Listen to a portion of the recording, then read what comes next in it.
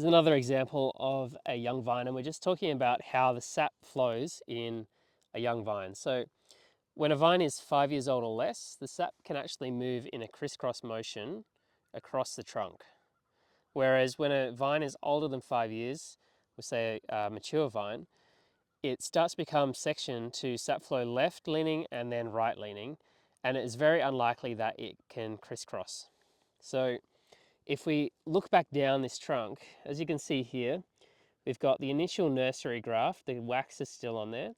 It would have had a 2-bud spur there going up, and then another 2-bud, and then they had to do an inverse spur because the bottom bud failed,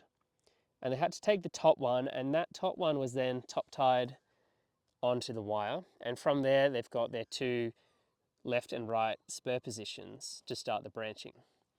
So as you can see, this vine, the sap flow would have had to have crisscrossed all the way up here, and then it creates an inversion and crosses back up the top and starts going straight. So as a young vine, it is perfectly capable to do that. So if you do not have the perfect structure that we're trying to set when we are pruning our young vines, and you do need to make these inversions,